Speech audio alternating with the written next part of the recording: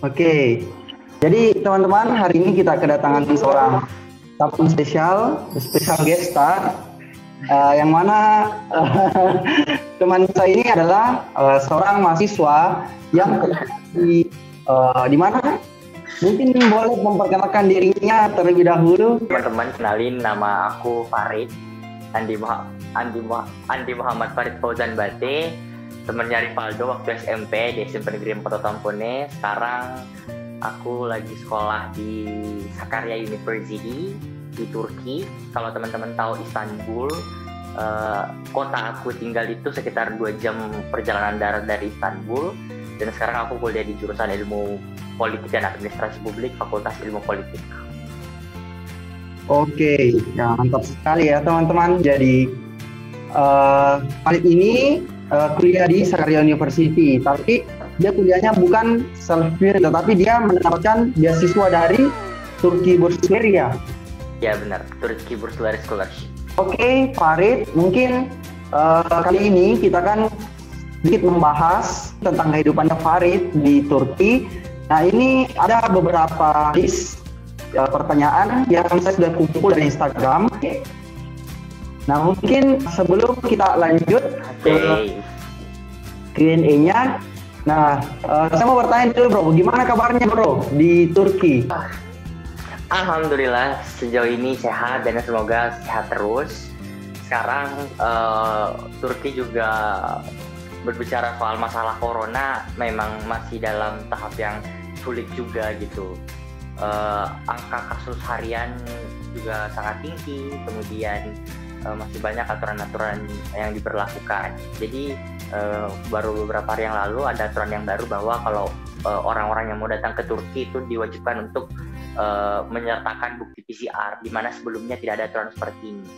Nah, artinya bahwa memang ada bahwa kasus corona di Turki sampai saat ini masih berada di dalam situasi yang cukup sulit, dan memang masih banyak sekali aturan-aturan yang saat ini diberlakukan.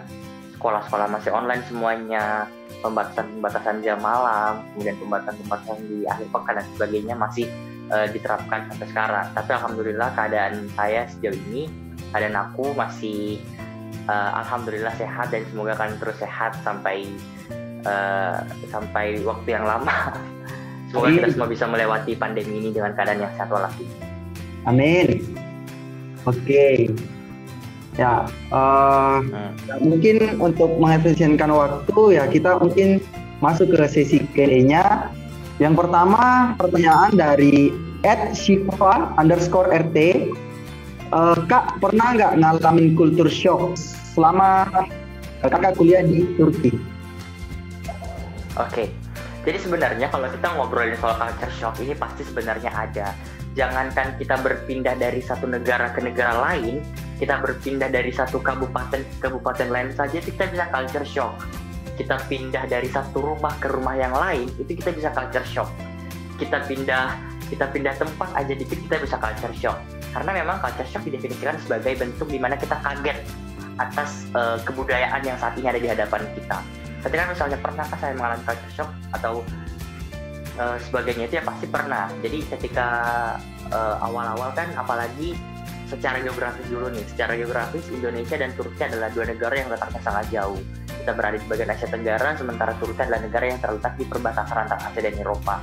Secara geografis sudah jauh sekali, dan otomatis jauh kita secara geografis menyebabkan juga banyak sekali perbedaan-perbedaan kebudayaan gitu. Jadi kalau misalnya pertanyaannya adalah apakah saya pernah mengalami culture shock dan sebagainya, ya pasti pernah. Ada hal-hal dalam kehidupan yang mungkin masih asing untuk saya jumpai sehingga saya mengalami culture shock itu begitu. Masih banyak hal-hal, bukan masih banyak sih, ada beberapa hal-hal yang membuat saya kadang masih kaget gitu dengan kebudayaan yang ada di sini, sementara saya tidak menemukan ini di negara saya. Dan memang bahwa culture shock itu adalah sesuatu yang memang sangat normal dan wajar, apalagi kita berpindah di suatu tempat yang letak geografisnya cukup jauh dari hometown kita kan. Tapi ya manusia adalah makhluk yang bisa beradaptasi dan kita harus belajar untuk beradaptasi dengan kebudayaan-kebudayaan di mana kita berada. Oke, nah ngomong-ngomong soal kebudayaan dan culture shock, nah mungkin Farid boleh kasih satu contoh kira-kira seperti apa culture shock yang sempat Farid rasakan selama ada di Turki.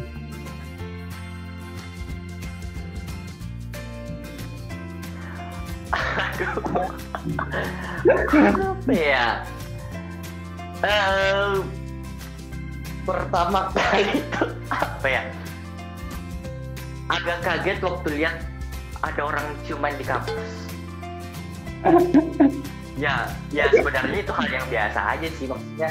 Iya, maksudnya ya mungkin biasa aja gitu, apalagi kalau orang-orang kuliah di Eropa dan sebagainya. Tapi ya buat saya yang belum pernah melihat orang melakukan itu di tempat umum, kemudian apalagi misalnya di institusi pendidikan, agak kaget gitu kan awal-awalnya. Tapi oke. Terus kayak misalnya pola komunikasi, pola interaksi sosial. Kadang misalnya ada hal-hal yang menurut kita tabu untuk dibahas, tapi menurut orang Turki biasa-biasa saja, ataupun sebaliknya kan. Makanya culture shock kan sebenarnya bagi saya, menurut definisi saya itu maknanya sangat luas begitu. Ini saya pakai saya atau aku sih tadi di awal pakai aku, ini pakai saya. Ya udah pakai saya aja kali ya. Oke, saya. Oke, tidak apa-apa. Nah, sekarang kita lanjut ke pertanyaan yang kedua. Pertanyaan kedua dari Azizah Fadila. Kak, kenapa memilih negara Turki untuk menjadi tujuan studi? Kenapa bukan negara lain? Kenapa harus Turki? Why Turki gitu? Oke. Karena Turki yang ngasih saya beasiswa.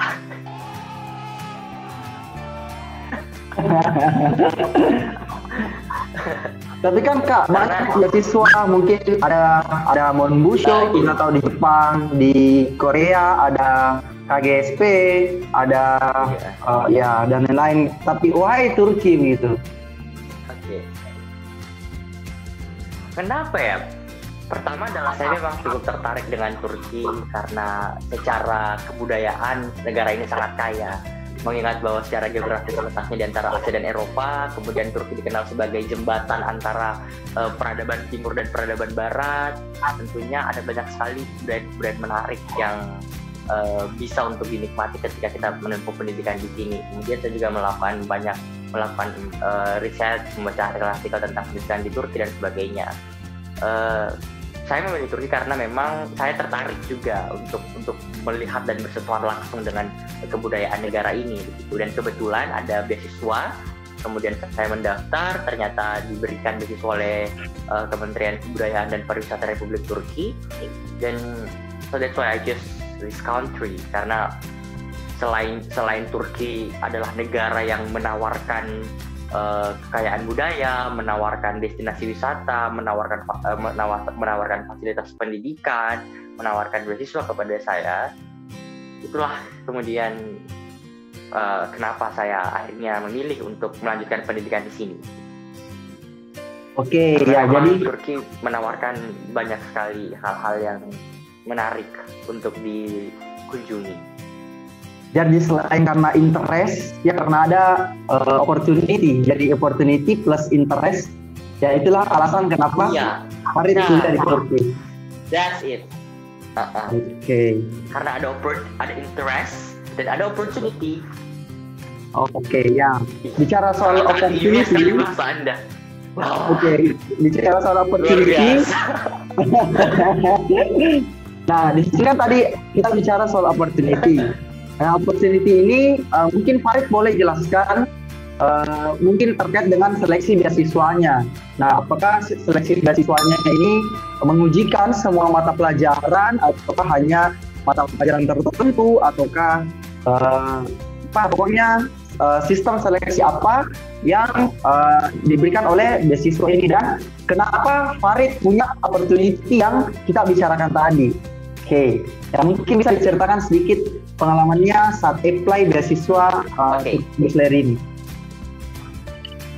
Oke, Jadi teman-teman, saya mau memberikan dulu sedikit insight secara umum mengenai apa itu beasiswa ini. Jadi Turkey Bursary Scholarship adalah sebuah beasiswa yang kemudian ditawarkan oleh pemerintah Republik Turki melalui direktorat yang namanya YTB, University Turkler Fethullah Akraba Başkanlığı.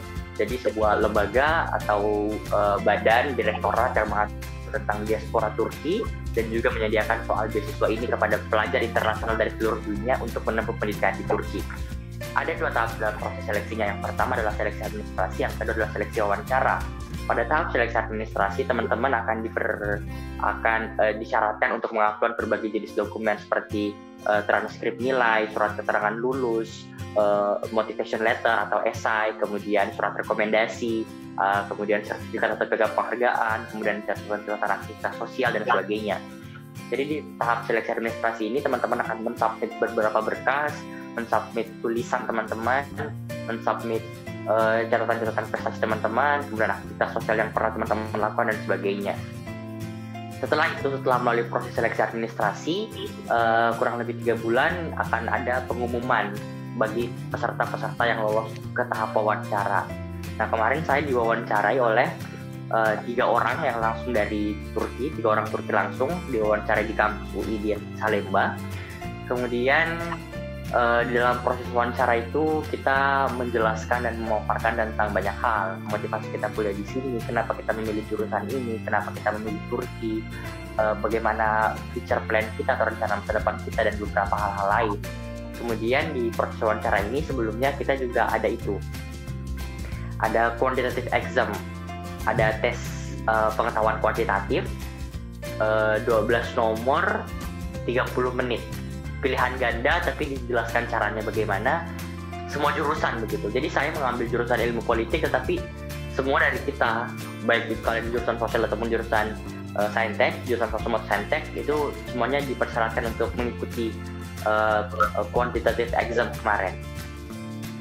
Setelah itu kurang lebih 1-2 bulan setelah itu barulah kemudian pengumuman hasil akhir. Oke. Dan hasilnya mantap. Oke. Dan akhirnya saya beruntung karena saya nggak pinter juga, karena saya biasa-biasa aja tapi beruntung doang. Nah itu hoax guys. Jadi Farid ini dari SMP, dari SD bahkan dia itu tidak pernah keluar dari 3 besar ya sampai SMA. Jadi ya kalimat sebelumnya itu hoax ya teman-teman.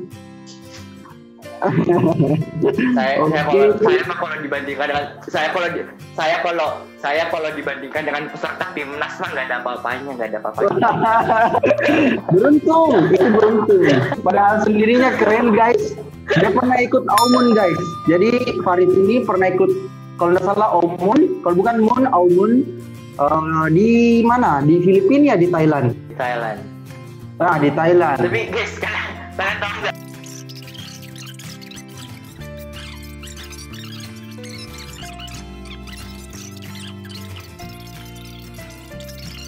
Ya, jadi info menarik teman-teman. Jadi Farid ini selain dia lulus di Turki Bursary, dia juga lolos SBMPTN 2019.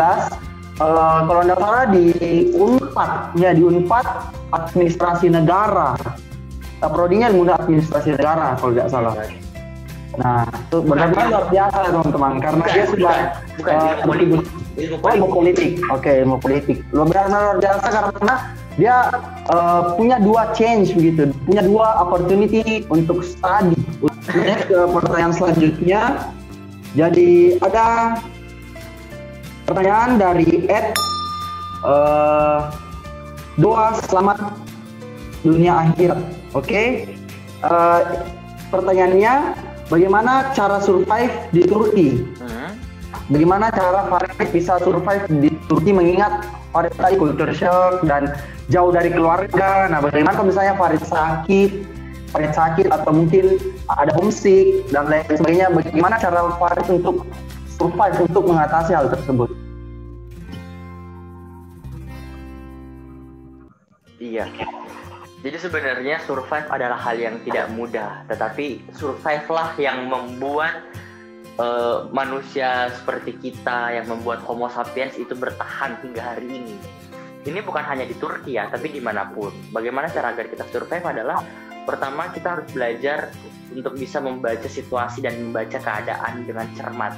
Kita harus belajar untuk memposisikan diri kita dan melihat di mana sekarang kita berada, melihat kondisi di lingkungan kita, melihat dan memegang teguh nilai-nilai yang kita pegang, kemudian membaca bagaimana konteks yang lebih luas, melihat bagaimana lingkungan kita dan sebagainya. Setelah kita bisa membaca, kemudian kita berusaha untuk menyesuaikan diri dengan itu, berusaha kita untuk beradaptasi dengan hal-hal seperti itu, membiasakan diri dengan hal-hal yang mungkin kadang asing dengan kita dan sebagainya. Tetapi satu hal yang ingin saya tekankan bahwa penting sekali untuk beradaptasi dengan lingkungan, penting sekali untuk belajar bagaimana survive dengan keadaan yang baru. Tetapi penting juga untuk memegang teguh nilai-nilai yang kita miliki. Ketika misalnya kita punya value yang kuat, kita punya nilai yang kuat yang kita pegang, kita kemanapun, kita bisa beradaptasi, kita bisa survive dengan lingkungan, tetapi kita tidak kehilangan jati diri kita, tetapi kita tidak kehilangan nilai-nilai yang kita pegang, sehingga kita tetap berada di track yang benar. Nah, saya kuliah di Turki, kemudian banyak orang-orang yang misalnya minum alkohol misalnya, atau mabuk-mabuk dan sebagainya. Saya beradaptasi tidak berarti saya harus seperti itu, karena ada value yang saya pegang, ada nilai yang saya pegang. Kan saya beradaptasi untuk hal-hal yang tidak merusak nilai yang saya pegang begitu. Nah, sekarang kita lanjut ke pertanyaan selanjutnya.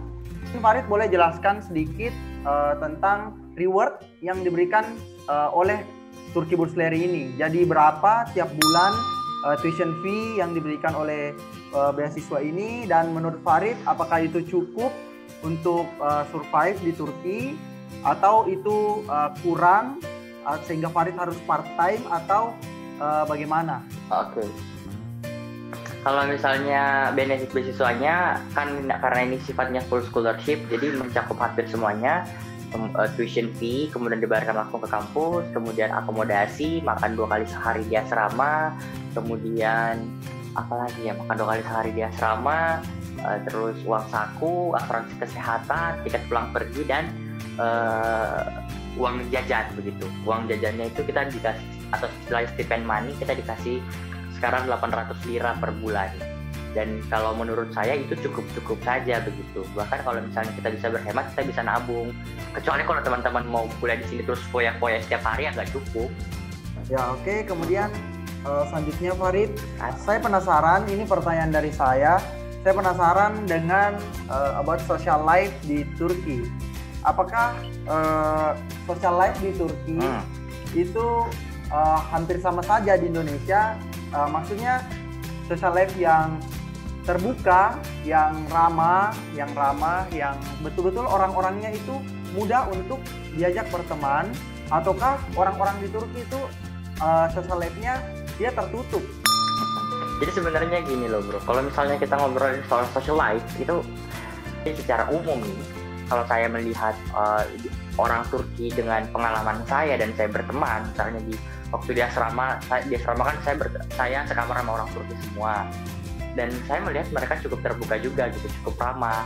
Dan kalau misalnya kita misalnya kalau kita mau ngobrolin soal social life secara umum nih, bukan cuma di kampus, atau misalnya teman kamar, atau misalnya teman seangkatan, atau misalnya teman apa gitu. Kita misalnya di jalan, kemudian orang-orang Turki menurut saya cukup ramah juga begitu. Apalagi bagi kita orang asing kan, kemudian kita orang Indonesia, kemudian orang Turki menganggap Indonesia sebagai saudara, jadi mereka cukup terbuka dan cukup hangat dengan kita. Ya meskipun ada juga orang-orang Turki yang mungkin tidak ramah, mungkin tidak terbuka, mungkin tidak menerima kita dengan baik, ya pasti ada seperti itu. Praktik-praktik intoleransi itu pasti ada. Tapi untuk saya, kalau saya yang ditanya seperti itu, pengalaman sejauh ini ya saya aman-aman saja dengan hal-hal berkaitan dengan social life. Kemudian saya berteman dengan teman asrama saya, teman kamar saya, dan mereka baik-baik juga begitu. Jadi so far ya maksudnya baik-baik aja sih. Ya kurang lebih sama lah dengan kita seperti di Indonesia. Ya, jadi teman-teman itu tadi explanation-nya. Nah, ini Farid, mungkin ada pertanyaan yang menarik dari Mu Faisal. Nah, cewek Turki cantik gak? Om. Oke. Pertanyaannya, apakah cewek Turki itu cantik atau tidak? Ya mungkin boleh jawab. Begini. Iya, jadi kan cantik itu kan cantik itu kan subjektif. Nah, sekarang saya mau tanyakan Farid, cantiknya ini maksudnya secara general, apakah secara general orang memang cantik-cantik ataukah ya biasa-biasa saja? Secara general ya, bukan secara individu, karena mungkin ya cantik itu kan relatif. Oke, silakan. Ya kan emang tujuan saya kuliah di sini. Ya kan emang tujuan saya kuliah di sini karena melihat cewek-cewek cantik. Nice bro. Ya, jadi Farid ini memang terkenal dengan dikejar-kejar oleh para wanita ya. Jadi buat kalian yang jangan membongkar rahasia di sini. Ya itu guys, cuma bercanda, cuma intermezzo ya. Jadi kita next ke pertanyaan lagi, Farid. Pertanyaan emang gitu. Ini pertanyaan yang berkaitan dengan mungkin jurusannya Farid. Jadi kan jurusannya Farid tadi politik dan administrasi negara. Nah, ini ada pertanyaan dengan orang yang sama, Mu Faisal. Yes. Pertanyaannya, kira-kira kalau menurut Farid, negara demokrasi atau monarki yang menampilkan hasil yang lebih baik? Demokrasi or monarki? Oke. Menarik sekali pertanyaannya sebenarnya ini. Pertama, kalau saya mau menjawab pertanyaan ini, tentunya untuk menjawab dan mendengarkan pendapat saya secara lebih detail atau mungkin kita diskusi, itu harusnya ada tempat yang berbeda. Tetapi saya akan menjelaskan sedikit sudut pandang saya soal bagaimana kemudian saya menyikapi atau bagaimana saya memilih antara sistem pemerintahan yang monarki atau demokrasi. Nah, saya memilih pemerintahan demokrasi. Kenapa? Karena saya memiliki concern terhadap hak-hak sipil atau hak-hak kebebasan. Nah, demokrasi kemudian lahir untuk mengakomodasi hak-hak kebebasan itu, hak-hak untuk kebebasan memilih, hak-hak untuk kebebasan dipilih. Sistem monarki bagi saya sangat-sangat kemudian cenderung terhadap praktik-praktik otoritarianisme begitu. Sangat cenderung juga terhadap praktik-praktik di mana rakyat tidak terlalu dilibatkan di dalam proses-proses yang ada. Nah, saya secara umum kemudian lebih memilih sistem demokrasi diterapkan. Kenapa? Karena pertama tadi saya menghargai hak-hak setiap manusia. Saya menghargai hak-hak sipil, hak-hak kebebasan, dan demokrasi menjamin itu. Yang kedua, demokrasi adalah sistem yang demokrasi adalah sistem bisa mengakomodasi lahirnya situasi yang transparan dan akuntabel, dan itu yang diinginkan. Ketiga, demokrasi mengakomodasi siapapun yang mengkritik, mengakomodasi siapapun yang memberikan saran, siapapun yang ingin memberikan komentar, sehingga suatu sistem, katakanlah sebagai suatu negara, tidak hanya dijalankan oleh kelompok-kelompok tertentu, tapi semua orang itu memiliki hak partisipasi, memiliki hak untuk berpartisipasi di dalam penyelenggaraan sistem negara tersebut. Sehingga siapa-siapa yang sedang memerintah, siapa-siapa yang sedang menjadi penguasa, itu tidak bisa berlaku seenaknya. Kenapa? Karena dia memiliki rakyat, dan rakyat juga memiliki hak untuk berpartisipasi di dalam proses-proses pengambilan kebijakan publik yang tentunya harus pro terhadap rakyat itu sendiri. Dan itu tadi secara umum saya bilang bahwa praktik sistem monarki sangat cenderung terhadap praktik-praktik otoritarianisme, sangat menurut saya cenderung terhadap praktik-praktik pelanggaran hak-hak kebebasan dan sebagainya. Sementara demokrasi lahir dan menjanjikan itu. Selanjutnya, apakah kemudian demokrasi adalah sistem yang sudah 100% utuh? Apakah demokrasi sistem yang 100% sempurna? Tidak juga. ada masalah-masalah di dalam situ. Tetapi ya oke, ada masalah dan ya masalah-masalah itu yang harus diselesaikan kan. Oke, mantap. Nah, mungkin itu saja pertanyaan-pertanyaan dari teman-teman. Ya mungkin mungkin saya mau minta Farid untuk sedikit mengajari kita how to speak in Turkey. Ya mungkin untuk beberapa kalimat yang sering digunakan dalam beraktivitas sehari-hari. Mungkin bagaimana cara memperkenalkan diri. Misalnya nama saya Rivaldo. Benim Adam. Coba ikutin. Benim Adam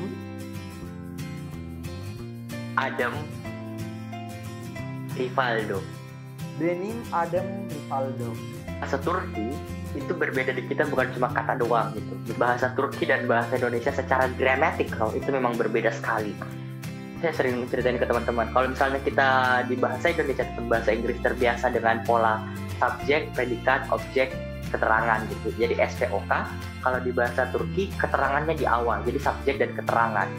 Contoh kalimat, saya membeli buah di pasar. Saya membeli buah di pasar. Jika ingin diterjemahkan ke dalam bahasa Turki, susunannya menjadi saya di pasar buah membeli saya. Memang struggle dan butuh proses yang tidak sebentar untuk beradaptasi dengan bahasa-bahasa asing dengan istilah-istilah akademik begitu. Karena bahkan misalnya kadang kita membaca teks, membaca buku pelajaran bahasa Indonesia, kadang dalam satu kalimat kita butuh untuk mengulang-ulang beberapa kali supaya kita bisa betul-betul paham maknanya bagaimana. Apalagi dengan bagaimana padahal itu bahasa Indonesia ceritanya.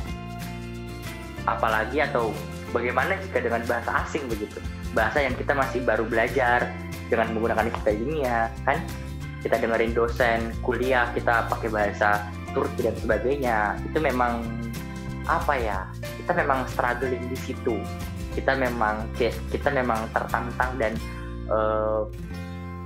dan butuh proses beradaptasi yang tidak sebentar di dalam hal seperti itu begitu. Ini contoh buku pelajaran kita, buku Kagirish ya, buku Temeka Pramlare. Judulnya adalah Pengantar Ilmu Hukum dan Konsep-konsep Dasar Ilmu Hukum gitu. Jadi seperti ini, bayangkan Anda membaca textbook bahasa yang baru kalian pelajari 1 tahun lamanya seperti ini. Ya mungkin Farid balik ke Indonesia kapan? Rencananya sih summer break tahun depan, insya Allah. Oh, summer break tahun depan berarti sekitar bulan 6. Bulan 6, bulan 5? Bulan... Yes, oke. 6. Ya, jadi teman-teman mungkin sekian dulu video Q&A kita. Terima kasih untuk Farid yang sudah meluangkan waktunya dalam sesi kali ini. Ya juga buat teman-teman, terima kasih sudah menonton video ini. Jika kalian suka video ini, silakan kalian like, komen, dan jika kalian mau, ya kita bisa adakan part 2, sesi part 2, jadi mungkin dengan topik video yang berbeda. Teman-teman nantikan konten-konten selanjutnya. Jangan lupa subscribe channel ini supaya channel ini terus berkembang. Bye. Thank you Farid. Oke. Sama-sama. Terima kasih juga.